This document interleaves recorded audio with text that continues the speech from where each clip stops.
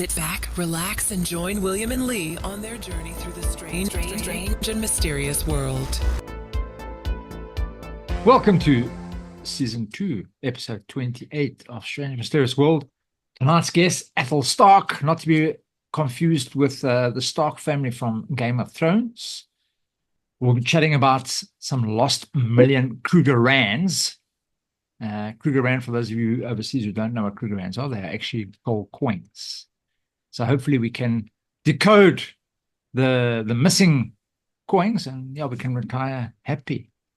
Well, yeah. Well, Athol, I think he knows where it is. So let's go. Let's Let's get to the talk to bottom him. of this. Yeah, and then we're all gonna run there as soon as this airs. We'll see the troops just heading down there. It'll be like that, when the ZCC do the pilgrimage to Limpopo there. Yeah, it's going to be a traffic jam at the toll gates. Well, at least it'll be an injection of money into wherever the area is, because there are a lot of people going to be spending money on B&Bs and restaurants, and you know what I mean. So we can uplift the community that side. Hey, it's a very interesting story what Athol's going to tell us. Okay, cool. I've already interviewed him again for something else, but it's got a cool story. Lekker, man. Let's bring him on. Where is he? All right, How's it going, Athol? Welcome to the show. All right. So as I mentioned earlier on, I am on duty by myself at the guest house because my wife is out of the country. We're expecting a grandchild in a few days' time. So I'm completely on my own at the guest house. So if something pops up, then you must just understand why I suddenly disappear. That's fine. There's a reason for it. Yeah, that's fine. Means that there's guests or yeah, no, absolutely, that's fine. Yeah. Okay, there we go. Great. I was checking. Now you got some lights on your face. That's good. Or like, have you got a desk lamp there you can put on and just shine at yourself? Okay, we're gonna go with this. All right. We're doing it live. No, I'm joking. It's not live. Welcome to the show, Athol. Yeah, welcome. Thank you. Oh, cool, man. So William was telling us that you have some information about lost millions, Kruger rands. No, well, actually, Athol, can you just start by telling the story of the lost Kruger millions? What is that? What is that legend? What is that legend about? Where? How many hours have you got, my friend? Because that story is way long. Give us a shortened version. Your story or the Kruger Million Rand story? Let's just give you the quick recap. During the latter part of the Anglo-Boer War, when the war kind of moved into the Eastern Transvaal, as the British were coming into Pretoria, literally from the western side of Pretoria, the Boers were exiting on the western side. And the story is that during this exit, that they were using wagons to transport money from what would have then probably been the Reserve Bank to a train at Pretoria Station. Now, the distance between the station and the place where the money was supposedly kept is not a very long distance, but they made quite a number of trips, loaded it all up onto a train, and as the British were literally coming into the central part of Pretoria, the train exited on the other side of Pretoria, and they went to a little town called Mashadadorp. And just outside Mashadadorp, the train parked outside Mashadadorp, and then the train would go from Mashadadorp down to Waterval Onder and Waterval Boven. So that would continually move up and down during this period of time. And it is apparently the Kruger Millions, which is renowned to be millions and millions and millions of gold pounds. How much it actually is, that's kind of lost to, I believe, to time. And it would appear, if you go and read up, which is kind of, I don't go running around digging in places. I just try and track what the heck is going on. What ended up happening is that everybody that the government owed money to was arriving at the train to collect them what they were owed, and many of the commandos would also come to the train, because at that time, the only way that you could find food, because even the Boers themselves that were still at that time on the farms were in actual fact, we had taken their animals, their sheep, their goats, and their cattle and hidden it away in ravines and wherever it was. So the only way that you could make the food appear was to pay people, and particularly in this area, which is the Afrikaans word is the bittereinders, really had a very difficult time in procuring food, uniforms, and all that type of stuff. So they would attack the British and steal everything they could lay their hands on, including uniforms, which maybe I'll get the opportunity of explaining a little bit more a little bit later. And obviously, then end of the Boer War, 20 odd years go by, and then suddenly, yeah, in a funny little town called Ermelo on the Highveld, a couple of things started to happen, and it happened somewhere in the 1920s, later on in 1963, and then something that I witnessed myself somewhere just in the early part of 2000, 2001. That's kind of really my background and the knowledge that I've got. Obviously, if you want more information, you need to actually go and watch the video that was made, or the movie, almost like a little mini movie that was made, or go and read up in the history books about what actually went down. So that's kind of a little bit of the background. Okay, but we want to get into your story specifically. We just have to obviously give that a bit of a background to the viewers, especially overseas, like what the whole Kruger Rand was and the missing Kruger Rands. But just before we get into your story, though, your microphone is making quite a funny hissy noise. It sounds like it's stopped now. I don't think that's coming from my computer. Okay, so there's no way we can stop it that as well. It's not that bad, but I can hear it. Yeah. Okay, cool. And if I put my speakers on, you're going to get the reverb coming through on the speakers. Okay, cool. So so just tell us that your story. I mean, I came to your house, I heard it, it was amazing, it was so interesting, and just start from the beginning, like how you told it to me. Okay, it's quite simple actually. I was approached at that point in time. I was actually the leader of the tourism ministry. I still am the leader of the tourism ministry in this particular area, and I speak quite good Zulu and a couple of other languages as well. And probably because of the language, and also because I was quite involved as a community member, I got approached by some Sotho-speaking gentlemen who asked me to get permission, to ask me if I would be prepared to go and get permission from a farmer. And they told me the name of the farmer. And like, I know that farmer really, really well. And they asked me for permission to go and dig on his farm. And all right, I spoke to the farmer, and he kind of laughed it off. He thought it was a huge joke. And he gave me permission, but he said, if they come onto my farm, you have got to be with them, which wasn't kind of where I was at that point in time. But it was over a weekend. I sort of traipsed along with these guys, a little bit suspicious because when they arrived over the weekend, they had a very, almost like a Sangoma looking type of guy with them who didn't really speak very much. Went in my own car, they went in their car, and we drove out basically to the edge of this field, which was right on the edge of a lake just outside the town. And they got out, they looked around, and the Sangoma was quite busy. He was up and down, but at some stage he got a bit disturbed by the fact that I was there and asked me to kind of like, go away. So I walked away about 100 meters, and he was speaking Tswana, which I don't speak very well, but I could kind of get the gist that they kept on showing me go more. So I went over the top of the little rise and then lay down in the grass and crawled back because I wanted to see what they were doing.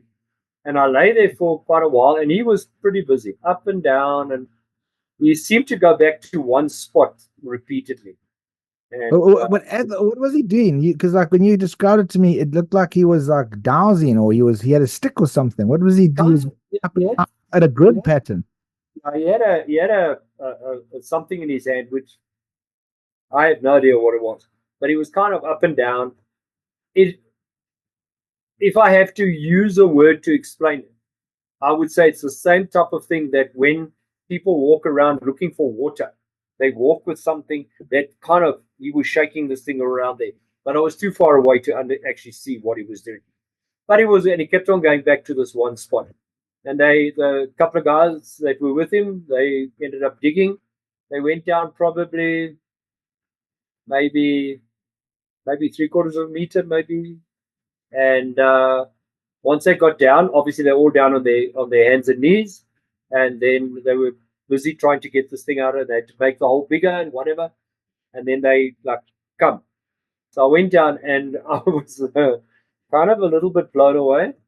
I showed you photographs on the day that you were here, which is not for public consumption. I don't want to get involved into all the threat surrounding those Kruger Millions again, because it became quite a serious family security issue during those years. And I can't say they pulled it out of the ground, because the whole thing was just coming apart. But what appeared to be rows and lots of loose money, which they then pulled out. They then drove their bucky down into the little ravine where we were, and kind of threw everything from the hole into the back of the bucky. But there was a solid lump, probably about maybe 400 centimeters, maybe a little bit smaller. And they threw this on the back of the bucky. And I could quite clearly see at that time that it what appeared to be coins. By the time we got back to the house, it had gone from this dark soil, it had dried. So it had gone like a milky white all around on the outside.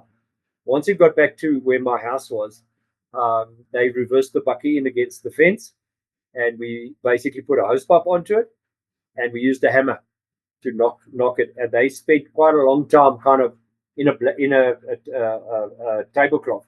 They spent quite a long time basically washing the stuff and breaking off all the soil and whatever, which was quite a long time, probably more than an hour that they were busy. And then once they managed to get 19% of the soil off, they then carried it around the side of the house into what we were using as portion of our offices at that time. And they put it onto a table. And they were chatting away, and I was trying to fathom out what the heck this stuff was, but it was pretty clear at that point that it was coins, but smaller coins, but lots of coins.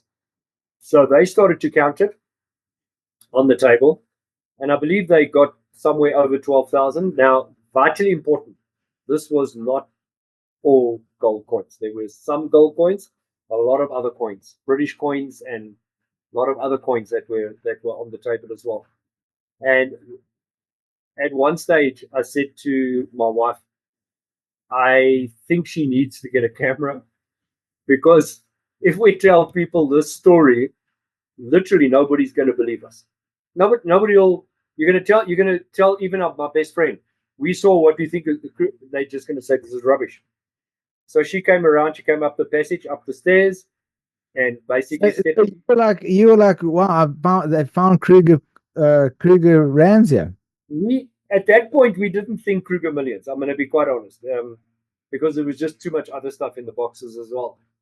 And Melinda basically took a photograph of the coins. She zoomed in on the table, but she was standing 2 or 3 meters away from them, and she took a photograph, and they heard the click click of the camera. And the one guy kind of lost it. He wanted her to delete the photograph. I think she might have taken 2 photographs, so she went in and she deleted the photograph. They wanted to try and take the camera away from her. It became a little bit tense, a little bit unhappy. So what they did is they just took the whole tablecloth, went through the lounge, dining room, through my office, and basically put this into the back of the car and literally drove away. That was quite late. I believe it was the Saturday afternoon, quite late on the Saturday afternoon. Now, I was sitting with quite a dilemma there, because obviously the level of, I think the right word would be a little bit incredulous at what I was looking at. I at that point kind of realized that it's money from the probably Anglo-Boer War, but I had no idea. By the way, in taking handfuls of coins, they didn't count the coins, but they kind of got 30 coins or whatever into a hand, putting it this side, and I have an estimate of about 12,000 coins in total. That was kind of what I thought about. Now, was it Kruger Millions? Some years later, when we were thinking about this and talking about it, we realized that it was more likely money that had been stolen by the Boers. And I think I explained this to you. Not all the Boers were holy Joes with Bibles under their arms. Some of these guys were criminals. I mean, there was the way that we found this thing was that, and this is something just 2 steps backwards. About 3 weeks before this, a gentleman just outside town, just on the outskirts of town, called me and said to me he'd found a statue of Paul Kruger. So this is the missing link on how they contacted me. And kind of like, what do you mean you found a Kruger? He said, we were digging to extend the building, and we found a sandstone statue of Paul Kruger. So I went out there to go and have a look, and it's an actual statue of Paul Kruger. It was in the ground. I saw it in the ground, in the foundations, and they pulled it out. It was a huge thing, and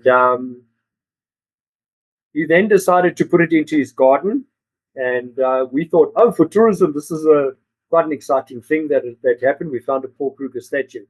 So we let the media know. Media came, took some photographs, and the SABC television grabbed hold of the story, and they arrived and interviewed me about where the statue came from.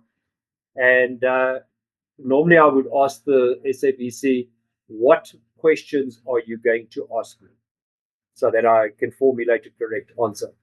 And he said, these are the questions. And right at the end, still with a mic on in front of me, he then said something. He said, tell me about the coins that the people are digging up in this area. And I should have just said, I know nothing. But I didn't. Stupid. I said to him, no, sorry, that was not a question that we agreed on. I'm not answering that question. And I shouldn't have done that. He put it on SABC News. And he put it all on the radio. I've got the recording somewhere here. And literally a couple of days later, people started to ask a few questions. And then I believe it was a week later, these gentlemen arrived. Okay, so now they've loaded up whatever they found. We managed to get a photograph of it, and they've gone. And the question is, what do I do? Call the police? Run them off the road? I mean, kind of Belinda went like, you can't just let them go. I'm like, there's nothing I can do. We didn't even know if they were armed or not armed, and off they went. They basically took what is in the bucket, and I've never seen those people again in my life since then. And myself and a local journalist then teamed up because she had, her name was Audrey. She started to scratch around information, and she came back from her source and told me about a huge internal fight between the Boer commandos. And that was, if I got it correctly, Armelo Commando and Standerton Commando got into a huge fight at the Weybridge outside town. And apparently the fight was so violent that one of the guys was actually drowned. They pushed him into the drinking troughs of the animals. They drowned him, and another one, they hung him. Now, why they did this, we have no idea. But why? And that was from families telling us that their uncle or their grandfather was murdered by these people, and it was a fight about money. So we logically, because the place where the statue was found and the Weybridge is literally maybe a little bit more than a kilometer apart. So we logically kind of linked those two things together, that this has probably got something to do with that. And as we went deeper and deeper into scratching out information, we then started to find out about previous farmers that had lived on the farm, how immediately after the Anglo-Boer War, the water in the lake is brackish. It's got quite a high salt content. So there's a spring on the farm, and two brothers were digging a dam and building. They couldn't really dig it, but they were throwing up walls to try and get fresh water for their animals. And they shortly afterwards abandoned the farm. And the story was that they went around in the town saying that hulle het geërf by oom Paul. And the town had no idea where this came from. And this is all... Sorry, Athol, just to stop you there quickly. So for people overseas, basically that means that they've inherited something from Paul Kruger, just in case. Kruger, yeah. The logical thing. All right. Yeah. So we then, myself and Audrey, spent ages scratching around trying to get information. And we were able to piece not so much about the coins, but we were able to piece other information together. And that's kind of really where I am. I will read a history book or find newspapers or speak to really old people. And they will say, yeah, ek onthou, I remember that this and this and this happened. And what apparently then happened was that somewhere in I believe it was somewhere in the 1960s, it could be 1963. And the key thing to understand is because presently there are no trains that operate in this town. And the story that we got from people that came later, that's why I say it's such a huge story that you actually have to watch the movie, the short movie that was made, to actually understand how this whole thing fitted together. People have been digging up coins on this farm off and on. They found what is called a konka. A konka is a round tin with holes in the side that they would have put either wood or coal into, and basically made a fire. They would burn out the poisonous gases outside, and then once it was cold, they would bring it into the house and they would warm up the house. So it's like a tin. There was a tin that was dug up in the foundations of the farm laborer's house. Later on, there was a black family that lived completely on the opposite side of the road. That now somewhere, this is the 1963 story. They then saw people digging, or not digging, but lights on the farm at night, and they were about 3/4 of a kilometer away. They went down when they saw the farmer leave to go to church on the Sunday morning, because most of the farmers go to church on Sundays. When they saw the farmer leave, they went down to have a look at what was where these people were digging, which the farmer obviously didn't know, because he wouldn't, where his house was and where they were up on the hill, they could see quite clearly what was going on in this depression next to the lake. They went down, they found all the digging equipment, the picks, the shovels. They saw where they were digging, and all they did was just enlarge this hole, because they'd been digging. These guys have been digging all over the place, and the hole where they were digging, all they did was enlarge the hole, and obviously came across huge amounts, if I understood it, huge amounts of coins. And they spent most of the Sunday morning running from the site with blankets and containers, running up all the stuff up to the top of the hill. And they realized that when these people came back, that they were probably going to be in trouble. So they did the next logical thing. There'd been a burial at the site on the previous day, if I understood it correctly. And they opened up the grave, and they put everything they found into the grave and covered it up, because the grave was just a heap of ground at that point. And somewhere later on, whether it was a week or days, I have no idea, the gentlemen, the people that were digging down at nighttime, digging on the farm, they arrived, and shortly afterwards, they stormed into this tiny little settlement. It's just a few mud huts, trying to find out who'd been digging down at the bottom of the next to the lake. And apparently it got quite violent. They beat up some of the family members, and then pulled out a young girl and used a bullwhip. It's called a shambok, They used a bullwhip on her to try and force the family to speak.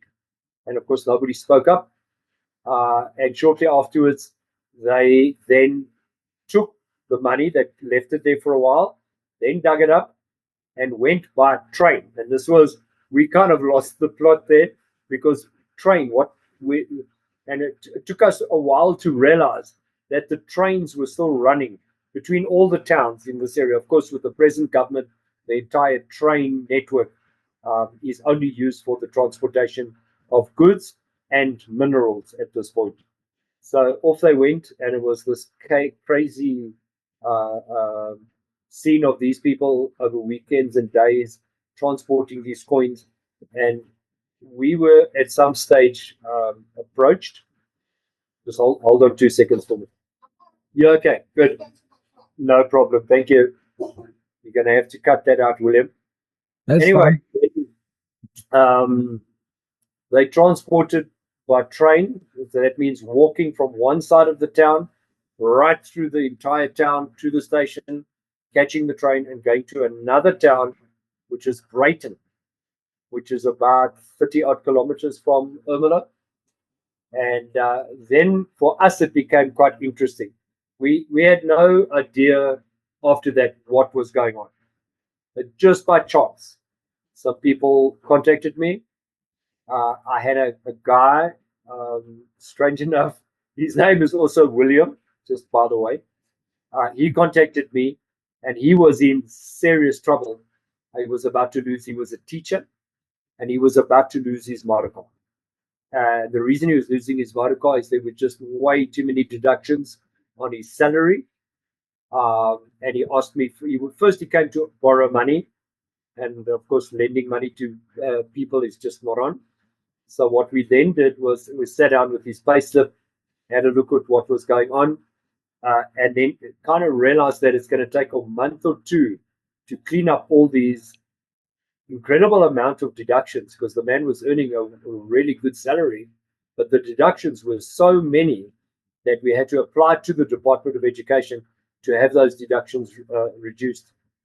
And then he said something quite amazing. He said he has family that have got coins, and not money, but coins. And kind of like, and of course, now knowing we're already involved in this, I then said to him, "What do you mean coins?" And he said, "No, coins like this, with the head of Paul Kruger, and they like a yellow color." And I'm like, "Okay, if you can prove that you've got these coins." Yeah, so we got to see a few coins. I'm not going to go into details of what we did to help him, because that's all done and dusted many years ago. And then at some stage, I was then asked by him to go to the town of Brighton. He took me to a house. He drove with me in my car, drove out to Brighton, and we went to a house, and they wanted to sell some of the coins. And we were sitting in their lounge. I'm lucky because I speak Zulu exceptionally well. So kind of like everything that's going on, I understand. I can communicate with them, settle their hearts, because they get very stressed, or they were very stressed while I was there. And they left the room and they went out to one of the rooms on the side, which I think was the kitchen. And you could hear them busy with floorboards, what sounded like floorboards anyway, could have been the roof. And they came back in with, today, these would be called antique paraffin tins. Now, if you understand the socio-economic times, the townships in South Africa at that time did not have electricity. So they would run on paraffin lanterns at night time.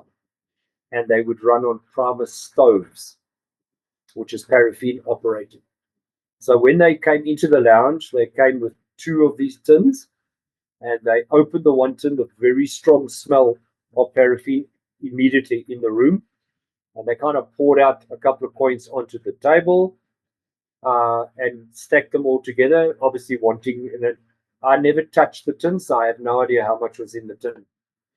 But they poured out some coins, and they said this is the money that they have got, the coins they've got, and they want to sell the coins.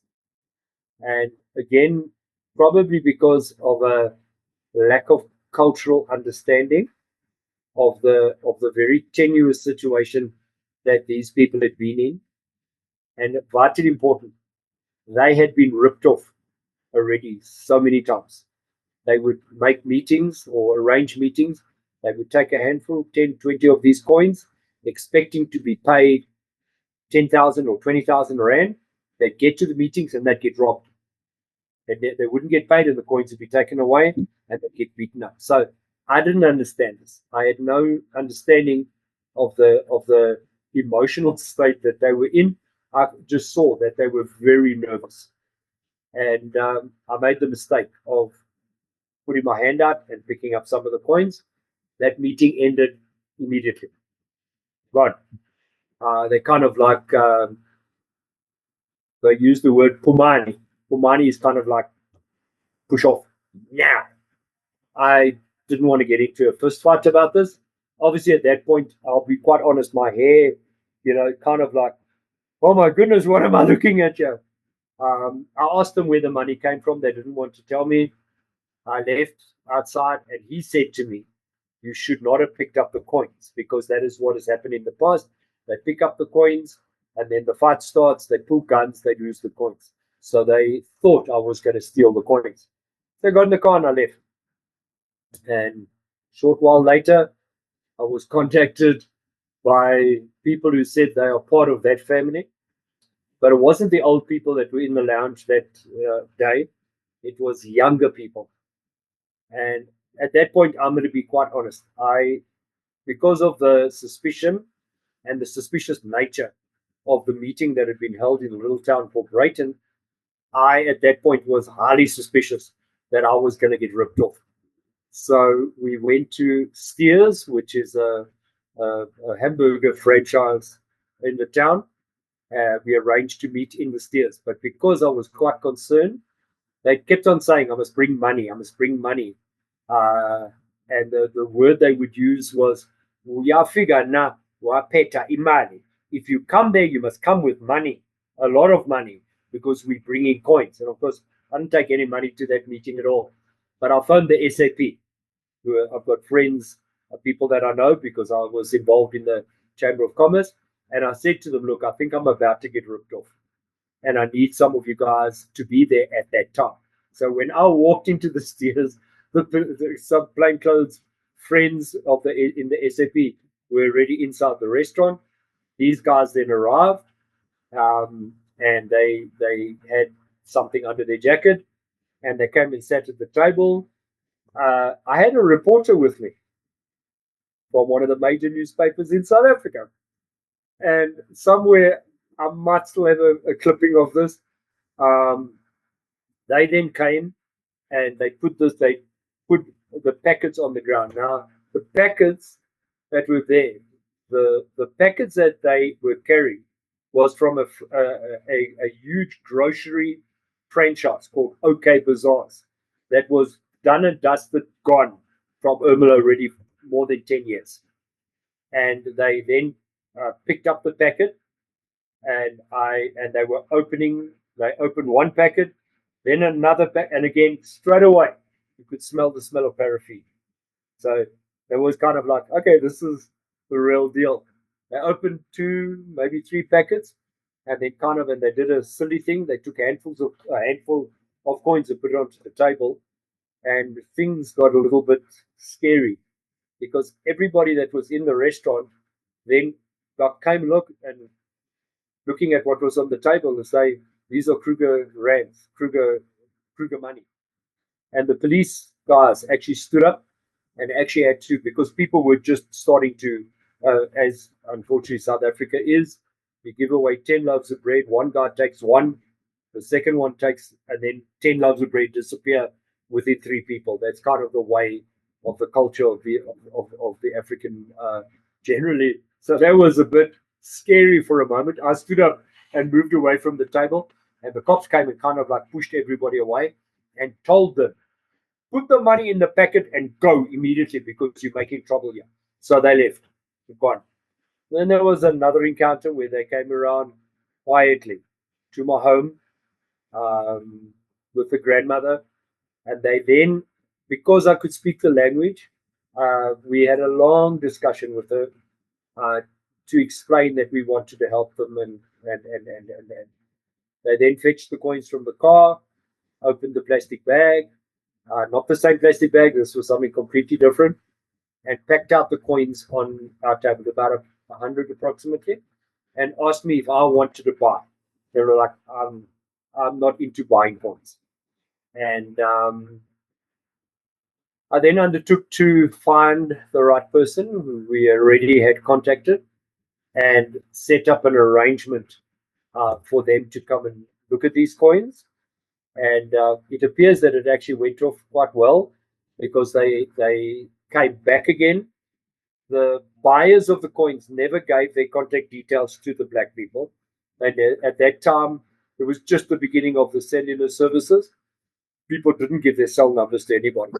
So the family would keep on coming back, arriving saying, we've got so many coins we want to sell.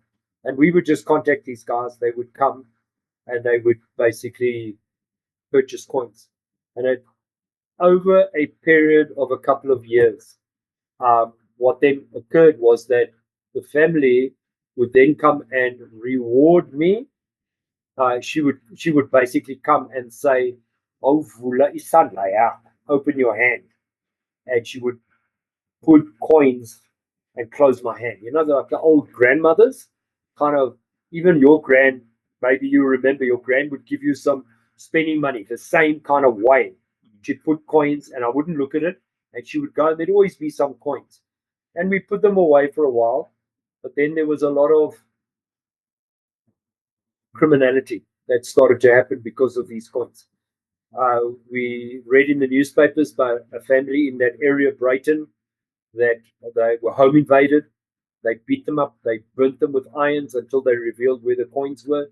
Now, whether that was the family or not, I have no knowledge. I was contacted by the SAP a couple of times to ask if I know anything about people that are stealing coins from people. And it's like, and we just decided at a stage to just get rid of it. Then it got quite interesting. A mining company from Bloemfontein, who was a gold mining company, arrived in Ermelo. They came to my home, literally arrived at my gate, and they booked in at a guest house in town, and then asked me, they wanted to see the farm. And of course, there's something important here. The farmer was so sick and tired of the number of people that were coming onto his farm that him and myself had a chat, and we agreed that he would open up the farm for 1 weekend, let anybody that wanted to dig come and dig, and then he was closing the farm. And then if anybody came on the farm, they were going to get arrested. So we held a big gold day where people came, bought a license. Doug, media was there. Unfortunately, only for the first day. The second day, it was really cold. Ermelo, even at the moment, Ermelo is chilly, like you can't believe, because of the height that we're in. And the media then left on the Saturday, it's a big hoax. And on the Sunday, stuff started to show up. Not what we thought it was going to be, where people would find coins, but they did find some pretty strange stuff around that particular lake. And the farmer then closed the farm. I tried to go back to the farm on the Monday. I think we'd left markers or something. And when I got to the gate, there were security guards there, and they stopped me. I drove through the first set of gates. The second gate, there were security guards. Didn't get any further, but I was way down already in the valley, and he kind of turned me back, and they then took me to the security company. They found the owner of the farm, and he said to me, "If ever I catch you on my farm again, I'm going to press charges." So I didn't go back to the farm. Sometime later, the guy from Bloemfontein arrives. It was him and his son. They want to go and look at the farm, so we got permission. Went out to the farm, had a good look at the whole farm, introduced him to the owner of the farm, and it became quite clear shortly afterwards that they had purchased the farm. So this is the mining company. This is the mining company. They Okay. then basically, obviously, were doing the deal on their own. Quite important is we still had coins at that time. So he purchased all the coins that I had. He took all the coins that were left over and basically paid me for the coins and left. And we found out afterwards that the farm had been sold. So Audrey and myself went out to the farm. We were not allowed onto the farm itself. And the farm, you access the farm on a road which is a Dutch name called De Emigratie, which today would be interpreted into English would mean the road for immigration, because you drove on that road over the tops of the mountains. It's like this. It used to be the main road going into Swaziland. So if you were emigrating or leaving to go to Swaziland, you would use De Emigratie, the immigration road, to get into Swaziland. It's quite a nice little touch on that. So we couldn't access the farm from there. We tried to get in at a couple of other places. We ended up out on the Amersfoort Road. Amersfoort is a town in the opposite direction. We parked the car and crossed over the field of another farmer and lay down in the grass and basically with binoculars just watched. And they were busy, very busy. Up and down, they had flat on wheels, white flat, look like computer gigs, putting it up and down. Later on, they were there with bulldozers. They cleared the ground, not cleared, they stripped the ground off the top layer of ground on that farm. But none of their equipment was on this side of the embankment. There's a area on the behind the lake, which is also a lake. It's called Grass Lake. And there was at that stage a bit of a drought. So they had all the equipment parked on the other side of the embankment. So we had no idea, no way of seeing them, what they were getting up to. And we watched them for off and on over a space of about a week, maybe a little bit longer. And then absolutely nothing. All the equipment disappeared, no activity on the farm. And from what I pieced together, the same ex-owner of the farm then bought the farm back from the mining company. Now, we have no idea of what the deal is. That gentleman is not ever going to tell me any information. And from there now, there's a lodge that has been built next to the lake. The farmer himself has built a new home on the edge of the lake. And it appears to be used as a grazing area, mostly for horses. And a portion of the ground is used for growing maize. That's kind of the end of my saga with this whole thing. But about 6 months ago, and William, you asked me a question when you interviewed me, and I said to him, I said to you, I really don't know if I want to be involved again, because this thing with the media was ruinous to my family. It was, we had to keep our curtains closed because the media were trying to take photographs of my kids from the park next door, but because YouTube has been running that short movie, wow, whoa, enormous amounts of information has started to pop up again. So I'm kind of sitting in no man's land at the moment. Do I or don't I go out there and do something about it? Yeah, so that's kind of where we stand at this point. But I'm not a digger. I don't go hunting Kruger Millions fanatically over weekends. I sit and look at documents, listen to people's stories. I speak a number of languages. I listen, understand. I get people coming to me every now and again to offer me coins. I have a gentleman that's coming here this weekend. His motor car is broken down. He was going to come 2 weekends back. He's now coming this weekend. He's coming by taxi. from very far away, and he's bringing a whole bunch of coins. And the only thing that is kind of tickling my interest, I think, is just to see what coins it is. And I'm going to put him in if he has the real deal, put him to the right people. I don't want to really be involved anymore because there was just too much drama, too much emotions, too much threat in the air, except for one story. And this is a valley outside Ermelo, which I might get involved in because there's something really interesting going on there.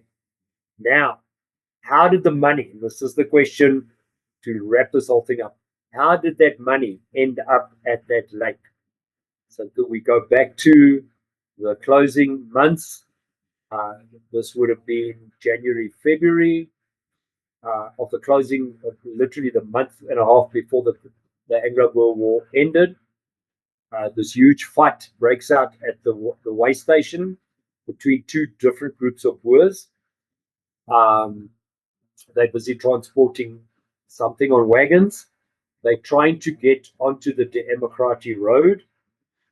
It's a dirt road. They're trying to transport the whatever's on the wagons into Swaziland, which if you go do your homework, you will find that there's a valley in Swaziland where gold coins, lots of gold coins on wagons were transported and hidden away. And apparently that's also been found years ago already. They're transporting this, whatever they're transporting along this road.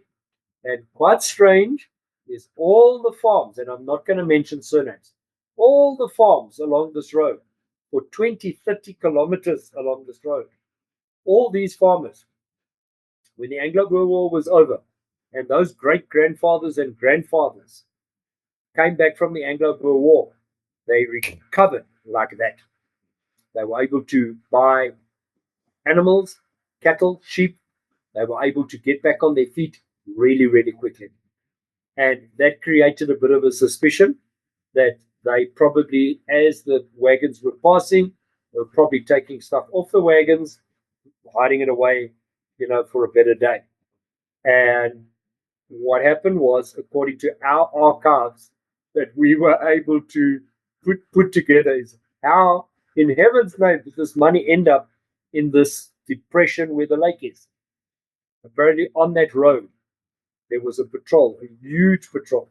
Now, the way the British were patrolling at that time was what is called an uitgestrekte linie.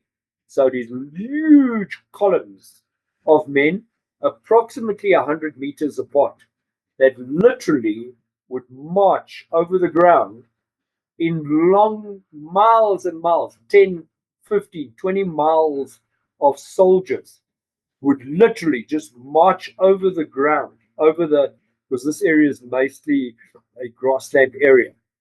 They'd march over the grassland areas and they would be at a 30-kilometer distance. So one group was moving in this direction, another group moving in that direction, and the third group moving in this direction. Thousands of British, Australian, Irish, Scottish, Welsh, and New Zealanders were, and obviously the South African, the Boere, the farmers that had gone over to basically fight together with the British. And these huge columns of men would basically scour the land, trying to chase the Boers out. Now, the wagons that, according to us, were transporting money were forced to turn back. And when they got to that lake, which is the main intersection onto the Amersfoort Ermelo Road, they couldn't go onto that main road because of the movement of British soldiers. So they went into the lake, and during the night, whatever number of wagons, I cannot tell you how many wagons, the people that were with the wagons, which were commando members, potentially, if we understand it, 30, maybe more, including their agterrijers. So this would be their helper, usually a black or a colored person. That would be the companion of that particular farmer or Boer. Each and every farmer had an achterrijer that was with him at all times. They would scout the area, load the weapons, whatever, a lot of cook food, hunt, do whatever to look after the boss, the farmer. And if there were 30 Boers, there were probably 30 achterrijers. They went into that depressed area, like a little valley, round valley, it's almost like a saucer. And during the night, because the Irish Fusiliers, which is what caused them to turn back, the Irish Fusiliers were on this huge campaign to trap the Boers. And they were heading towards this area over a space of about 15 or 20 miles. Today, approximately 26 kilometers. They then dug all around this lake, hid whatever was on, using every container that they could find, dividing the stuff up into smaller containers, bigger containers, and just literally went. And this is quite important. We have not been able to search the entire area around the lake because there are other farmers on the other side of the lake that refuse access onto their properties. So there's something there. If later on their film rights, we would probably have to talk to these farmers.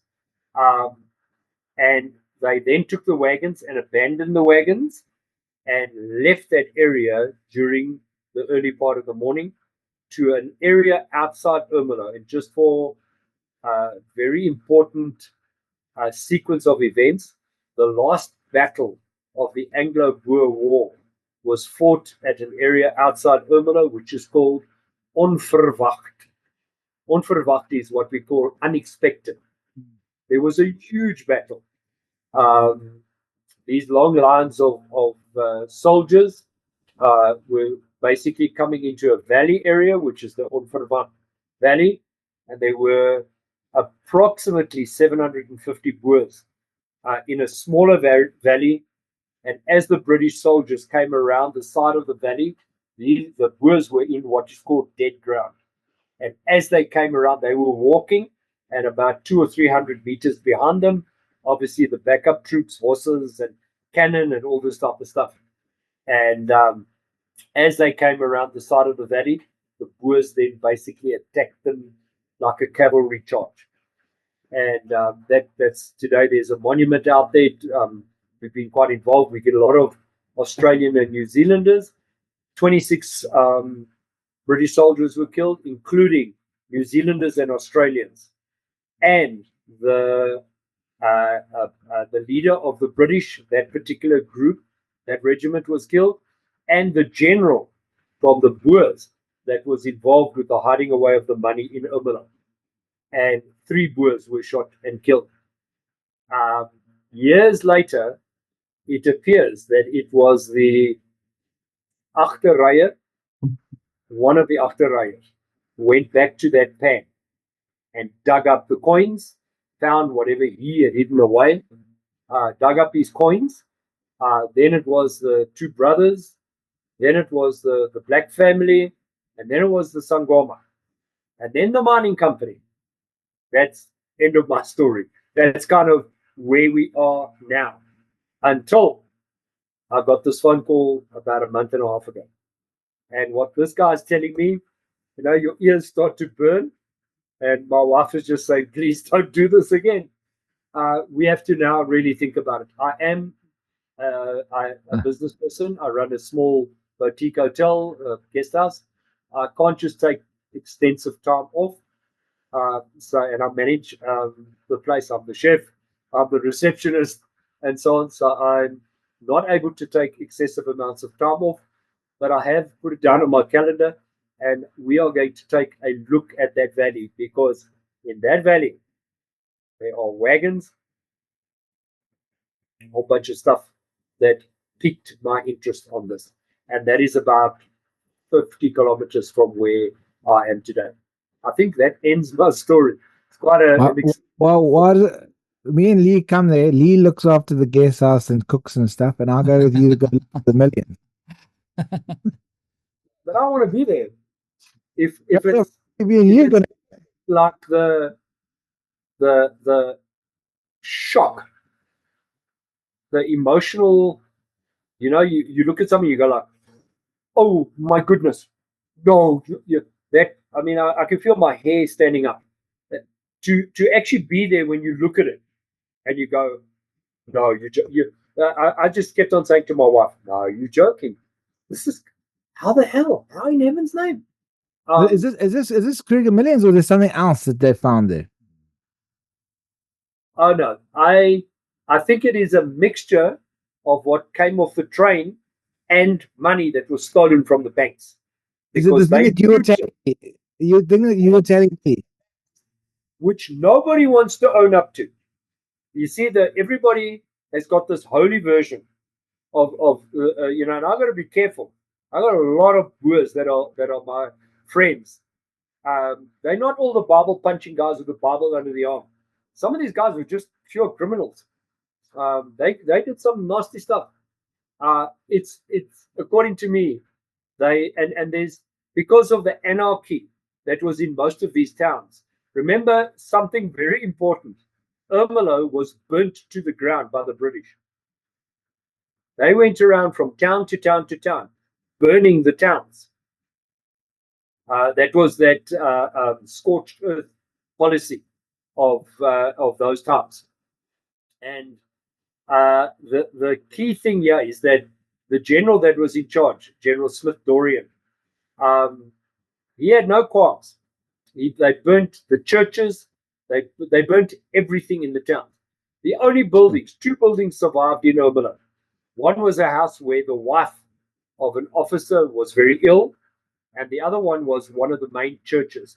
And the only reason they did not burn the church was because they wanted the roof beams and the floor beams for firewood.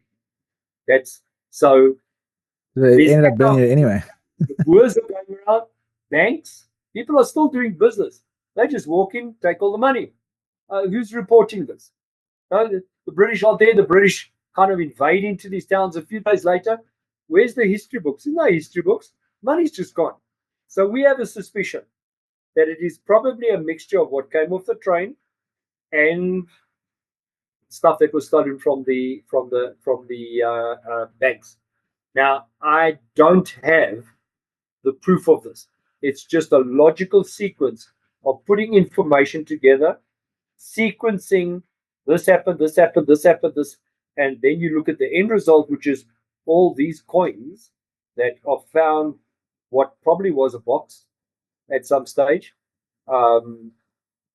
It wasn't a box when we got there, it was just fell into, kind of just broke into pieces, a little bit of nails and what is called a Hosfin staple, just the front portion of that of the locking device on the box that was dug up. But it's not just boxes; it's boxes, it's huge tins, it's konkas, it's lots of different ways that they just used everything they could. Even the on every wagon there was a cabinet, like a locker. Even the lockers were taken off the wagons and buried somewhere. So I wasn't there. I'm just going by what we logically have seen in front of us and then stringing together all these stories that we've either personally seen or personally been involved in or been able to talk to the people. Now, even the older black people from Brighton, they are not the people who found the coins. The people who found the coins is their grandmother who brought the coins to Brighton. So it's a hearsay, and then the evidence on the table. When you look at the evidence, you go like, if the evidence is on the table and it's gold coins, then all of this information is probably correct. And one other last thing. Back in the apartheid days, they were catering mostly to the farming people because transport was a problem. There were many of these farm shops, mostly run by Indian businessmen. And we've had the opportunity to speak to some of them. Those shops don't exist anymore. I think there's one of those shops, like a general dealer, where you purchase over the counter. Everything gets purchased over the counter. And some of the very elderly shopkeepers were telling me that in the 1930s, 1940s, black people would come in with a gold coin and buy. And the one guy said over many years he had transacted where they would come in and buy whatever they needed with gold coins. And he would always ask them, where does the money come from? They said, no, it's the grandfather's money. That is the way that the black people were doing the purchasing for their home, is they wouldn't come into town. They would go to these isolated farm general dealers and they would purchase everything with gold coins. And of course, those general dealers disappeared. Something which I didn't mention to you, which has suddenly popped into my head. The same family, the one in Brighton, leaked to me during all this interaction that they had a huge herd of cattle in Swaziland. Just so a gold coin those years would buy one cow. And in the African culture, cattle is wealth. So how many cattle? I have no idea. It was just they have numbers of large herd of cattle in Swaziland. And if you've got cattle today, it's a money spinner. You have a huge amount of money if you've got cattle. So I believe that's kind of the end of my story. I remembered other information which I forgot along the way during the last time we had the opportunity to chat. No, I think you got it all down there. I mean, all the important, great bits. What a story, Athol. What amazing. Yeah, very interesting. Jeez. Hmm. Yeah, thank you for sharing that, man. That was that's actually very cool, man. Thank you. So we are hoping that there'll be some other stuff. I hinted to William, and I kind of left that meeting, or William left my guest house after the last meeting, and I told him that there's other stuff. People have come to me with information, and it inspired me to once again give those people a call. It's not coins, it's other Anglo-Boer War stuff that is being hidden. Some of the stuff is gobsmacking, to say the least. But then South Africa is a country where the history is sometimes beyond what you can even understand. So I've had a chat with the historian who leaked to me some information, and at some stage I'm gonna have to go through to where he lives, which is KwaZulu-Natal, the province next door to us. Pop through to him. He's quite elderly, and hopefully he comes up with the goods, because he wants to take me and point something out to me quite close to the Battle of Amajuba, or Majuba Hill, Majuba Mountain, which was the first Anglo-Boer War where the British were defeated. He's got some information. So, maybe we chat again somewhere. Yeah, Athol, let me know. I'll be there with a camera and some microphones. We go, man. As I said, that we would probably give you a call, because you appear, the other guys come here, they hit and run, gone, and then you don't get to see, you just see something in the newspaper. You seem to be a little bit more dedicated on getting the background information of this. When the British people were here, they were here for a week. They did this whole movie thing, but then they left, and they didn't even get the story correct. I mean, the information that I was watching on YouTube, and I watched it also when they put it out on television. I watched it kind of like, where did you get that information? Because some of the information is not correct, but that was their story. They ran with that story. So maybe there's a phase 2 of all of this coming up somewhere in the future. But the valley 50 kilometers from here, I think that one I'm going to go take a look at, because that sounds okay, cool. That's very exciting, Athol. Yeah, please let me know. I'd love to be involved, man. And then also, I don't know, this is probably be another show, but the foot. Michael Tillinger's foot. What do you think of that foot? Because that's in your neck of your woods. That is, it's incredible. You go there, it's a 1.2, 1.3 meter footprint, absolutely perfect in granite. So much so that the actual footprint, you can see where the mud pushed out in between the toes. And it's a woman's left footprint. Now, Bata, the shoe company in South Africa called Bata, many, many, many years ago, came and did a mold of the foot with fiberglass and basically left with it. And they came back sometime later and said it is a perfect impression of a woman's left footprint, but in proportion. And you said, and this thing's 1.2 meters. How big is it? 1.2 meters, this footprint. 2 meters, 1.3 meters in length. I remember because of the movement of the tectonic plate that is now moved. It's in that position at this point in time.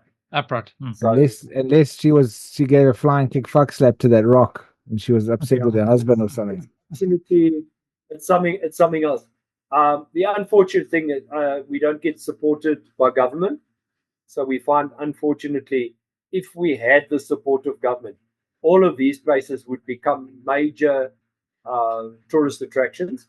But these guys spend 970 million rand on tourism, but there is zero to actually put on the table and say that's what we actually did. Unfortunately, so these places have become little, almost forgotten little backwaters. Where that footprint comes from, the story of the Anunnaki and things like that. You don't believe it until you go there, and then when you're standing there, you look at it and you go, "This is too perfect to be a myth or just a legend. There's something else here, and it's not. It has not been shaped or made by hand. It's a perfect footprint. Kind of, you stand there, your jaw kind of drops down here. You go like, "Nah, you're joking." It's incredible. But we are, in terms of heritage, we have got some of the most incredible heritage across the face of the entire South Africa. And I'll just give you a little hint. We have the largest, what they say, prehistoric settlement on the face of planet Earth. Stretches right through my tourism region. Or you can't see it because it's all on top of the hills, on top of the mountains, up on the top of the valleys. Incredible stone circles that across the entire area. I've managed to see it, and you can go onto YouTube, Heartfelt Heritage, and look for stone circles, and you'll see there's about 5 or 6 seconds where I was in a helicopter where we were filming from above. We did a whole series many years ago, and you look at this. It's 400 kilometers of stone-built cities on the tops of all the hills and the mountains. Stretches from Heidelberg right through into Kruger National Park, but the largest number of them is here in the southern Mpumalanga. It's absolutely mind-boggling.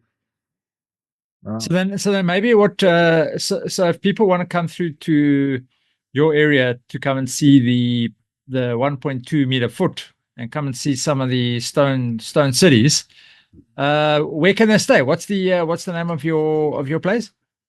My guest house, you can basically just go and Google it.